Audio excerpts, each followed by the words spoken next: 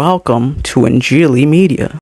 ناظرین، آج ہم آپ کی خدمت میں ایک نہایت ہی خاص پروگرام لے کر حاضر ہو رہے ہیں، اور اس پروگرام کے لیے میں نے مدعو کیا ہے اپنے ایک نہایت ہی مہربان دوست جناب مورس جونز صاحب کو۔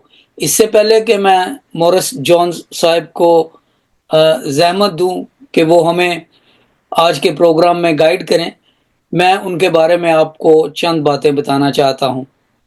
پہلی بات تو یہ ہے کہ جناب مورس جون صاحب ایک نہایت ہی پڑھے لکھے اور مین آف لیٹرز ہیں، اور انہوں نے چند کتابوں کا ترجمہ بھی کیا ہے، جن میں سے چند کے میں نام بتا دیتا ہوں آپ کو۔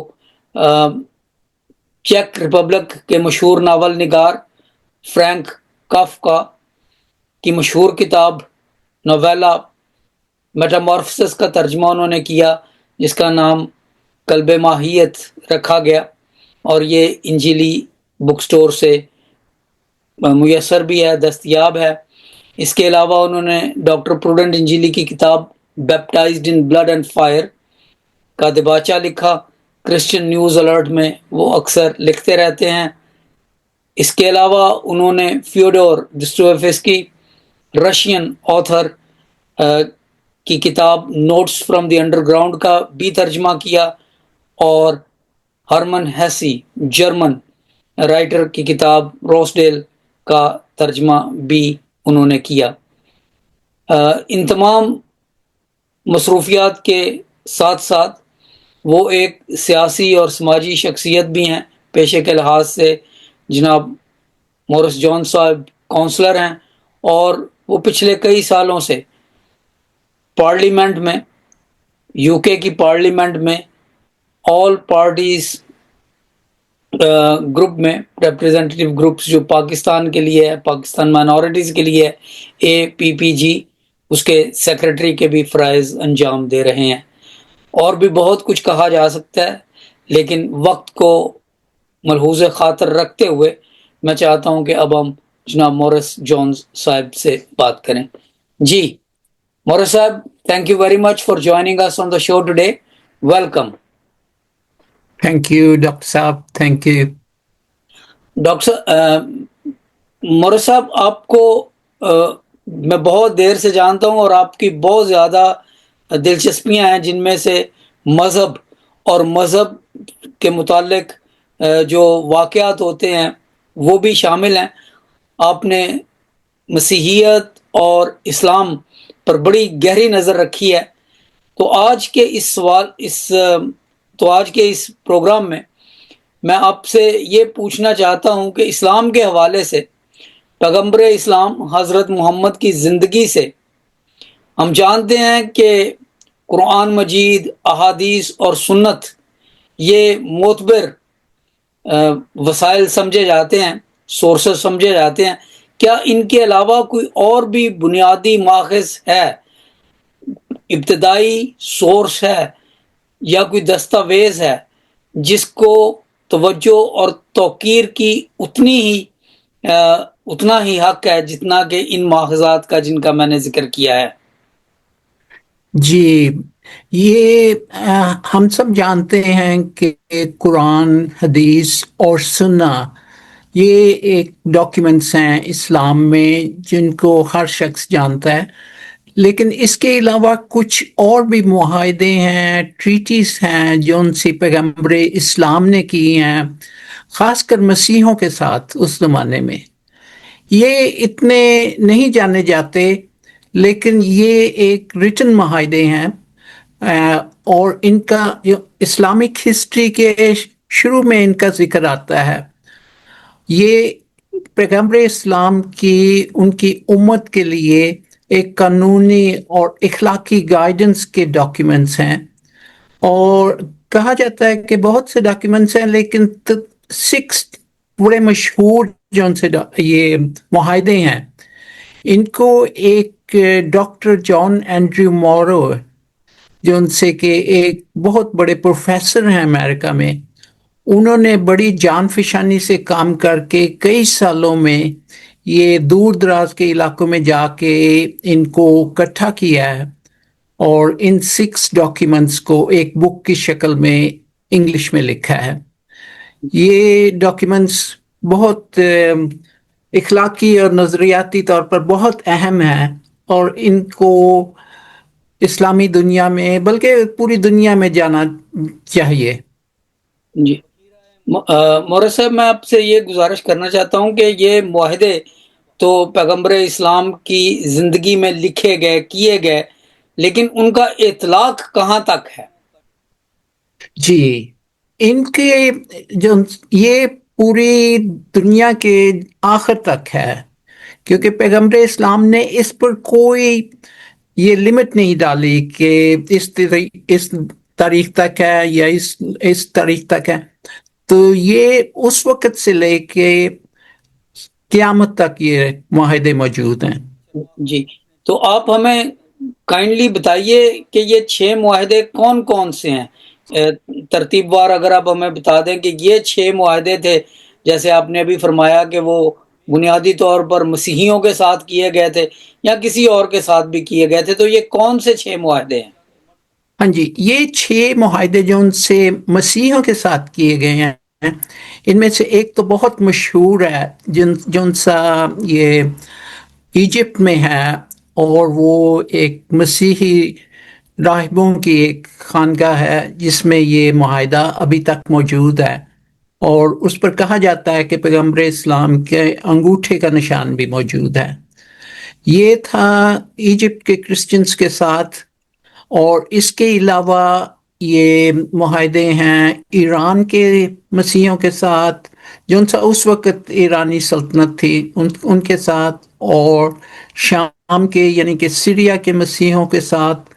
اسی طرح 2 اور ہیں، ایک وہ جنرل ایجپشن یعنی کہ مصر کی جنرل کرسچنز کے ساتھ ہیں. تو یہ 6 معاہدے کیے گئے ہیں اور یہ ابھی تک دریافت ہو چکے ہیں. اور بھی ہوں جن کی ابھی فیوچر میں کسی نہ کسی وقت یہ دریافت کر لیے جائیں گے. جی، آپ نے جو مصر کا ذکر کیا ہے، یہ وہ سینٹ کیتھرین کی جو مونسٹری ہے غالباً، اس کے حوالے بالکل. سے یہ ایک معاہدہ تھا ان کا، اور یہ باقی معاہدے جن کا آپ نے ذکر کیا ہے کل 6 ہیں، اور جی ہو سکتا ہے کہ کچھ اور معاہدے اگر تحقیق کی جائے تو وقت کے ساتھ ہمیں مل جائیں. تو بنیادی طور پہ تو میں پوچھنا یہ چاہتا ہوں یہاں پر کہ اگر ہم یہ کہیں کہ ان تمام معاہدوں میں بنیادی بات کیا ہے، ان تمام معاہدوں کا بنیادی اور اصل پیغام ہے کیا؟ جی بالکل، جن سا ایک بیسک کانسیپٹ ہے وہ ان 6 معاہدوں میں یہ ہے کہ مسیحوں کی حفاظت، ان کے ساتھ عدل اور امن و امان کے رہنے کے لیے میسج دیا گیا ہے. پیغمبر اسلام نے کرسچن کمیونٹیز کو مذہبی آزادی دی، اور یہ ان کے ساتھ گارنٹی دی کہ ان کے گرجے گھروں کا حفاظت کی جائے گی، ان کے راہبوں اور مسیحی علماء کی بالکل پروٹیکشن دی جائے گی، اور ان کے جو ان سی کسٹمز ہیں وہ بھی بالکل ویسے ہی رکھی جائیں گی. انہوں نے یہ بھی بولا کہ کسی کو مذہبی جبر کرنے کی اجازت نہیں ہے، نہ ہی مسیحوں پر غیر انفیئر ٹیکسیشن کی جائے گی، اور نہ ہی ان کو کسی قسم کی کوئی ہارم دیا جائے گا. یہ معاہدے یہ دکھاتے ہیں کہ پیغمبر اسلام پیپل آف بکس یعنی یہودی اور مسیحوں کے لیے کتنی عزت رکھتے تھے. اور یہ بھی کہا جا سکتا ہے کہ ریلیجس ڈائیورسٹی ان کا ایک ایم تھا. یہ اس کا مطلب ہے کہ نہ صرف غیر مسلم کو برداشت کرنا، بلکہ ان کی حفاظت کرنا، ان کو عزت دینا، اور ان کو اپنے برابر کے شہریوں کی طرح حقوق دینا. تو اسلام کا جو ارلی ہسٹری ہے اس میں سے یہ معاہدے نکلے ہیں، اور یہ معاہدے ظاہر کرتے ہیں کہ پیغمبر اسلام کہ کس طرح وہ ریگارڈ کرتے تھے مسیحوں کو اور یہودیوں کو جن کو اہل کتاب کہا جا سکتا ہے. جی تو مورس جون صاحب آپ نے بڑی تفصیل سے یہ باتیں بتائی ہیں. میں آپ سے یہ پوچھنا چاہتا ہوں کہ جب بھی تاریخ کے طالب علم مذہبی تاریخ کو دیکھتے ہیں تو ان کے ذہن میں کشمکش، جنگ و جدل اور اس طرح کے واقعات آتے ہیں کہ تاریخ ان واقعات سے عبارت ہے. اگر ہم ان 6 معاہدوں کا جن کا آپ نے ذکر کیا ہے تاریخ میں ان کو بھی شامل کر لیں تو پھر تاریخ کا یہ بیانیہ، جنگ و جدل کا بیانیہ جو ہے، اس کو کس طرح سے بدل دیا جائے گا یا کیسے چیلنج کیا جا سکتا ہے؟ ہاں جی، یہ معاہدے اس طرح کی تاریخ کو بالکل چیلنج کرتے ہیں، اور یہ معاہدے ظاہر کرتے ہیں کہ پیغمبر اسلام نے مسیحیوں کے ساتھ کتنی پیسفل طریقے سے رہنے کا سوچا تھا. انہوں نے ان کے مذہبی حقوق کی گارنٹی دی تھی، ان کے لیڈران کی عزت دی تھی، اور مسلمانوں کو یہ بھی بولا تھا کہ ان کا دفاع کیا جائے اگر وہ کسی قسم کی مصیبت میں ہوں. تو یہ بالکل جو سا ایکسٹریمسٹ ویو پوائنٹ ہے اس کو یہ بالکل کنٹراڈکٹ کرتے ہیں. شکریہ.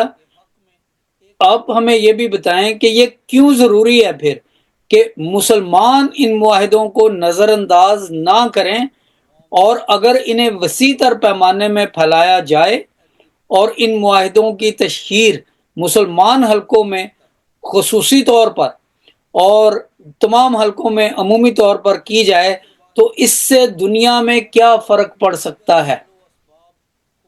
جی، مسلمانوں کو ان معاہدوں کو بالکل نظر انداز نہیں کرنا چاہیے، کیونکہ یہ ان کے پیغمبر کا حکم ہے کہ وہ کس طرح مذہبی آزادی اور رحم دلی اور عدل و انصاف میں یقین کرتے تھے.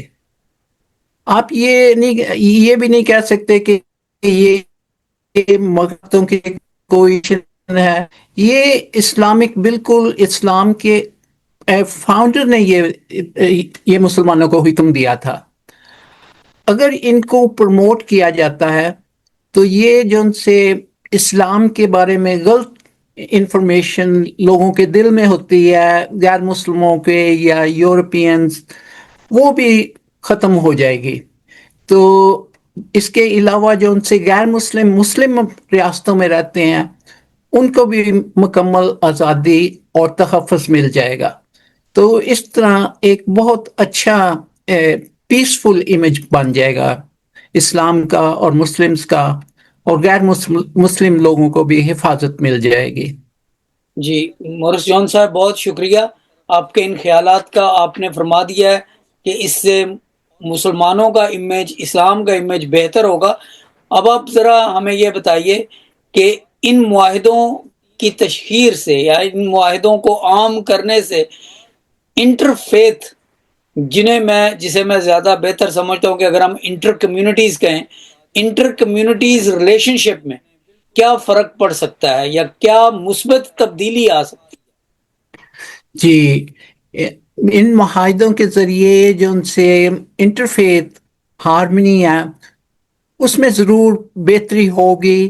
انٹرفیتھ ڈائلاگ اور ٹرسٹ بڑھے گا، اور جو ان سے کرسچنز مسلم ممالک میں رہ رہے ہیں وہ ان کو بھی پتہ ہوگا کہ ہمارے حقوق ہیں اسلامی ریاست میں بھی، اور ان کو وہ حقوق مل جائیں تو وہ پیغمبر اسلام کا جو ان سا ریئل ان کے دل میں تھا خیال وہ پورا ہو جائے گا کہ دوسرے غیر مسلم شہریوں کو بھی مکمل آزادی دی جائے، ان کے ساتھ عزت سے ان کو ٹریٹ کیا جائے. اور یہ فیئرنس اور پلورلزم کے لیے آج کی دنیا میں بہت اہم ہے. شکریہ. یہ معاہدے بہت اہم ہیں اس لیے کیونکہ یہ معاہدے خود پیغمبر اسلام حضرت محمد نے خود کیے، اور جیسے آپ نے بتایا کہ ان پہ ان کے ہاتھ کا انگوٹھے کا نشان بھی کہیں پہ موجود ہے. اس کے باوجود سوال یہ پیدا ہوتا ہے کہ یہ مسلمان ممالک میں، چلیں باقی دنیا کو تو چھوڑیں، مسلمان ممالک میں بھی یہ عام کیوں نہیں ہے؟ جی، اس کے لیے بہت سی وجوہات ہیں. ایک تو یہ ہے ڈاکٹر صاحب کہ یہ معاہدے بہت دور کی مونسٹریز میں تھے، جو ان سے بہت دور دراز علاقوں میں تھے، اور یہ ڈاکٹر جان مورو نے اس پہ تقریباً 10 سال کام کر کے ان کو جگہ جگہ جا کے اکٹھا کیا ہے، اور بڑی مشکل سے اکٹھا کیا ہے. دوسری بات یہ ہے کہ جو ان سے ایکسٹریمسٹ ہیں یا کہہ لیں ایکسکلوسیوسٹ ہیں، جو ان سے دوسرے مذاہب کے لوگوں کو ان کے حقوق نہیں دینا چاہتے، تو ان کے لیے یہ ایک بڑی شرمندگی کا باعث ہے. تو اس وجہ سے بھی انہوں نے ان چیزوں کو دبا کے رکھا ہے. ان کو پتا ہے کہ اگر یہ ان کا نالج بڑھ گیا، لوگوں کو پتہ لگ گیا، تو پھر سوال تو اٹھائے جائیں گے. تو اس لیے انہوں نے بھی جان بوجھ کر ان کو دبا کر رکھا ہے اور ان کی تشہیر نہیں کی. تو اس طرح کی وجوہات ہیں جن کی وجہ سے یہ اتنے جانے نہیں جاتے، اور اسی وجہ سے یہ ضروری بھی بن جاتا ہے. اس کا دوسرا رخ یہ ہے کہ یہ ضروری بن جاتا ہے کہ ان کی تشہیر کی جائے تاکہ پیسفل ہارمنی زیادہ بڑھے اور معاشرے میں امن و ایمان زیادہ بڑھے. جی، تو مورس جان صاحب آپ ہمیں یہ بتائیے، اب سوال یہ پیدا ہوتا ہے کہ ظاہر ہے پیغمبر اسلام حضرت محمد کی زندگی میں تو یہ معاہدے عام ہوں گے، لوگوں کے پاس ہوں گے، ان کے بعد بھی خلفائے راشدین کے زمانے میں یہ معاہدے لوگوں کے پاس ہوں گے. تو کیا کوئی ایسا نقطہ ہے تاریخ میں جہاں پر یہ معاہدے غائب ہو گئے یا لوگوں کی نظر سے اوجھل ہو گئے یا کر دیے گئے؟ آپ اس کے بارے میں کیا کہیں گے؟ جی، یہ شروع میں تو ان کے بارے میں جانا جاتا تھا، لیکن جیسے جیسے زمانہ بدلتا گیا ہے، تاریخ بدلتی گئی ہے، اور پھر کی لوگوں کی نظر میں نہیں رہے، اور جو ان سے لوگ ان کو دبانا چاہتے تھے یا ان کو گمنام کرنا چاہتے تھے، وہ اپنے منصوبوں میں کامیاب ہو گئے. اور یہ پھر یہ دوسری بات یہ تھی کہ یہ کئی معاہدے جو ان سے پرٹیکولر کرسچن کمیونٹی کے ساتھ کیے گئے تھے، ان کی خانقاہوں میں راہبوں کے پاس تھے، اور وہ دور دراز علاقوں میں تھے. تو پھر یہ جب عثمانی سلطنت ختم ہوئی ہے، پھر کلونیلزم آ گیا ہے، تو اس کے بعد یہ بالکل لوگوں کو اس کا نالج بھی نہیں رہا. لیکن اب یہ آہستہ آہستہ لوگوں کو اس کا پتہ لگ رہا ہے. تو یہ کئی اس کی وجوہات تھیں کہ یہ سوشیو پولیٹیکل فیکٹرز بھی تھے اس میں، اور یہ پھر دوسرے اسلامی اور کلونیلزم، اس طرح کی وجوہات سے یہ ڈسپیئر ہو گئے تھے پبلک اویئرنیس سے. جی، بہت بہت شکریہ. میں آپ سے یہ بھی گزارش کرنا چاہتا ہوں، آپ نے 2-3 بار نام لیا ہے جناب ڈاکٹر جان اینڈرو مورو کا، جنہوں نے یہ سارا پروجیکٹ شروع کیا. یہ ان کی کتاب بھی میرے ہاتھ میں ہے، اور یہ ہم اس کی الگ پکچر لگا دیں گے تاکہ صحیح طرح سے یہ نظر آ سکے. اس کتاب میں انہوں نے بتایا ہے کہ وہ کس طرح سے کاوش کر رہے ہیں، ایک انیشیٹو لے رہے ہیں کہ ان معاہدوں کو ایک بار پھر دنیا میں، اسلامی دنیا میں بلکہ پوری دنیا میں عام کیا جائے، اور انہوں نے اس کو نام دیا کووننٹ انیشیٹو. تو ڈاکٹر مورو نے کووننٹ انیشیٹو شروع کیا ہوا ہے تاکہ ان معاہدوں کو عام کیا جائے. تو آپ ہمیں یہ بتا سکتے ہیں یا انجیلی میڈیا کے ویورز کو یہ بتا سکتے ہیں کہ وہ اس انیشیٹو پہ کہاں سے اور کیسے مزید معلومات حاصل کر سکتے ہیں؟ ہاں جی ڈاکٹر صاحب، میں ضرور بتاتا ہوں، لیکن اس کو بتانے سے پہلے میں یہ واضح کر دینا چاہوں گا کہ ہو سکتا ہے کہ کچھ لوگ اور خاص کر پاکستان میں جیسے عام طور پر بول دیا جاتا ہے کہ جی یہ ویسٹرن کوئی پروفیسر ہے اور وہ ان کا اپنا پروپیگنڈا ہے، ان کا اپنا کوئی ٹول ہے. تو یہ ڈاکٹر جان اینڈریو مورو یہ ایک مسلم پروفیسر ہیں ڈسپائٹ ہز نیم، کیونکہ یہ کنورٹ ہو گئے تھے مسلم ریلیجن میں. لیکن اس کے بعد انہوں نے یہ عزم کیا کہ جب انہوں نے دیکھا ہے کہ بہت سی خاص کر یہ امریکہ میں جو ان سا حملہ ہوا تھا اس کے بعد کافی بہت زیادہ پرابلمس ہیں بٹوین مسلمز اینڈ کرسچنز، تو یہ انہوں نے اپنی زندگی کا عزم کیا تھا کہ اس کو انہوں نے یہ معاہدے دریافت کرنے ہیں اور ان کے ذریعے ہم آہنگی پیدا کرنی ہے.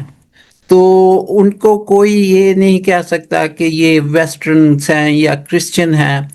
Doctor Moro is actually a Muslim. تو ان کی یہ جو ان سا لائف پروجیکٹ ہے وہ اس پہ کام کرنا ہے کہ کشیدگی جو ان سی مسلمز اور کرسچنز کے درمیان پائی جاتی ہے اس کو کم کرنا ہے اور لوگوں کو آگاہ کرنا ہے کہ شروع میں حضرت محمد کے زمانے میں ایسی کوئی بات نہیں تھی. یہ صرف وقت کے ساتھ ساتھ جو ان سی پولیٹیکل اور دوسری وجوہات ہیں ان کی وجہ سے یہ کشیدگی پیدا ہوئی ہے اور اس کو ہم نے ختم کرنا ہے. تو ان کی زندگی کا یہ ایک عزم ہے. تو یہ انیشیٹو جو ان سا ہے یہ اگر آپ ویورز نوٹ کرنا چاہیں تو یہ ملتا ہے www.covenanceoftheprophet.com. میں دوبارہ دہرا دوں گا www.covenanceoftheprophet.com.